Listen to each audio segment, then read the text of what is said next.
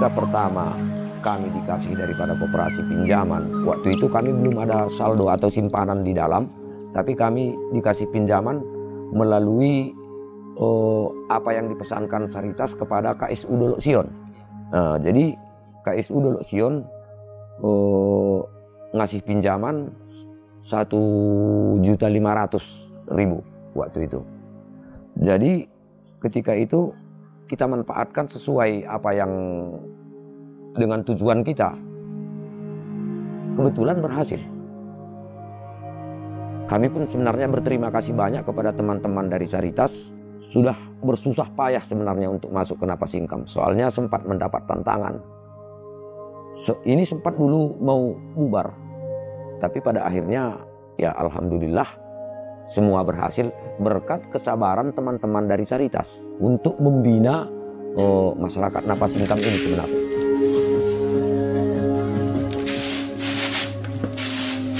Kami sangat bersyukur perkembangan ekonomi kami pun sudah ada perubahan. Nah, jadi saya selaku ketua menganggap banyak pohon, banyak rezeki begitu kira-kira. Jadi sebagian anggota kita gimana Pak Ketua? Apakah lanjut ini apa enggak? Pokoknya kita lanjut. Sekalipun nggak ada Saritas Pak ya? Ya Saritas, kita tetap berpacu pelan-pelan agar ini bisa nanti jadi agen perubahan bagi kita. Itu saya bilang sama anggota. Kalau harapan kita ke depan, ya pertama kami masih tetap berharap dari teman-teman Caritas untuk selalu memberikan dorongan dan penyuluhan, terutama kepada anggota yang sudah ada, kemudian untuk mana tahu ada kawan-kawan lagi yang ingin masuk begitu.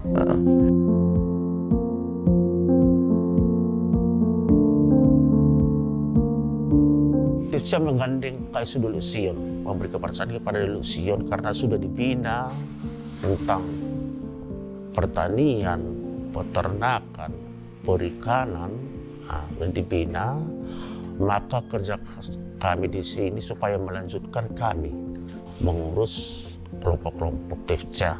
Ketika saya awalnya masuk ke sini dan diperkenalkan bahwa KSU ini bermitra dengan TEFCA, saya sungguh merasa senang dengan itu dan saya melihat banyak sekali manfaatnya bagi kehidupan masyarakat di sini. Kita harus bisa memberi pengertian, pemahaman kepada masyarakat bahwa hutan harus dilindungi, alam harus dilindungi. Mengapa? Karena di tengah krisis ekonomi, di tengah krisis kehidupan saat ini, bisa saja orang merambah hutan untuk mencari nafkah ya. Tetapi dengan adanya mitra antara KSU yang melayani perekonomian masyarakat dan juga dengan TEFCA, ini juga membantu mereka, memberi pandangan kepada mereka untuk menjaga lingkungan alam yang ada di sini. Fasilitas yang diberi Caritas itu hanya mendorong masyarakat, menginisiasi, membantu pengembangan kapasitas seperti itu. Jadi koperasi itu punya prinsip dari, oleh, dan untuk anggota. Jadi memang itu milik seluruh anggota lewat mekanisme rapat anggota tahunan. Itu jadi bukan milik Caritas. Tapi kita ikut membantu pengembangan kapasitas koperasi itu dan kita yakinkan para pendirinya, pengurusnya bahwa ini perlu loh untuk kepentingan masyarakat, untuk pembangunan ekonomi masyarakat.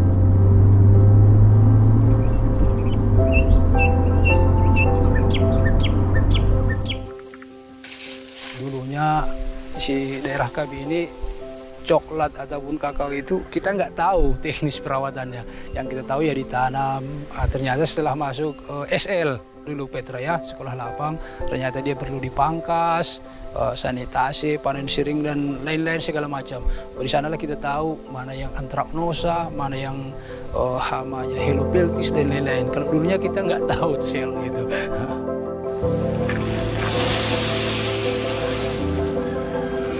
Di sini Petra mencoba membuat suatu desain bagaimana memitigasi perusakan hutan dengan peningkatan kualitas kakao. Beranjak dari situ kita membuat suatu kelompok-kelompok di setiap desa untuk peningkatan kualitas kakao. Sebenarnya kemarin itu kan gini, bagaimana menghubungkan koridor. Jadi dulu itu namanya menghubungkan koridor antara Batang Toru dengan Batang Gadis. Itu awal 3 tahun program. Tapi itu sia-sia menghubungkan itu, karena ada satu kawasan lagi yang namanya Angkola. Angkola itu udah kebun semua, walaupun itu status di kehutanan masih hutan lindung. Itu tidak mungkin bisa disambungkan lagi, karena itu udah perusahaan-perusahaan semua di situ. Peningkatan ekonomi memang menjadi salah satu fokus yang sangat penting untuk program TFC Sumatera. Jadi nonsens kita bicara konservasi tanpa ada kerjasama atau ada peningkatan ekonomi, sosial ekonomi dari sisi masyarakatnya gitu. Salah satu program kita, intervensi kita untuk peningkatan ekonomi masyarakat itu kan bagaimana kita meningkatkan produk-produk yang digarap oleh masyarakat, petani dan sebagainya. Tapi kita juga di level pemasaran ini juga harus ditingkatkan juga, karena kita tidak bisa hanya meningkatkan produk atau jasa atau apapun yang di level masyarakat tanpa kita harus memasarkannya gitu ya, produknya gitu. Nah, koperasi menjadi salah satu wahana atau alat untuk itu ya, untuk memasarkan produk-produk dari petani yang kita bina itu.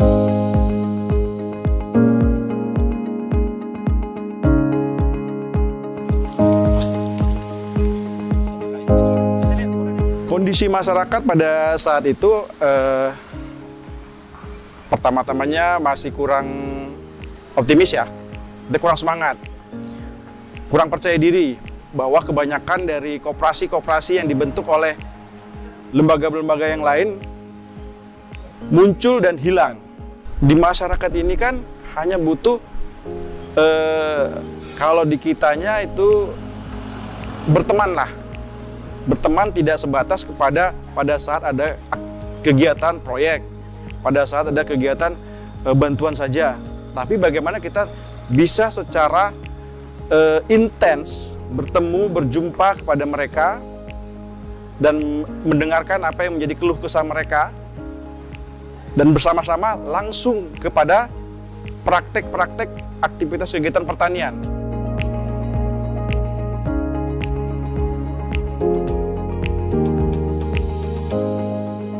Waktu kita belum ada, harga kopi di tingkat petani paling setinggi-tingginya 20 sampai 22. Itu udah bagus, itu udah bertahan bertahun-tahun. Kadang bisa 17, 16 kan. 16.000 per kilo ya, gabah ya? Gabah basah. Begitu kita mulai melakukan pembelian, pengolahan, kita berani membeli 25. Begitu kita beli 25, didengar oleh tengkulak-tengkulak lain dan petani-petani yang belum mampu kita menampungnya, itu jadi alasan sama petani lain. Kok koperasi mampu segini? Kok kalian mampu segitu? Samakanlah. Jadi alasan. Jadi efek baiknya walaupun tidak langsung berefek bagus sama petani lain. Kita survei harga. Harganya itu kok di angka 8 sampai 12.000 gitu. Gabah di tingkat petani dengan kadar air 70%. Kita bingung, kita minum kopi di kafe, harga kopi 1 gelas itu 15.000 sampai 20.000. Ini apaan? Kok lebih mahal kopi 1 gelas di kafe daripada harga kopi gabah di tingkat petani? Nah, gimana kalau ini kita kembangkan? Kita harus mengolah bahan baku tadi menjadi bahan jadi. Disitulah kita bersama kawan-kawan bersepakat, yuk sama-sama kita desain, jadilah koperasi KSU Komanja ini menjual produk yang namanya Banamon.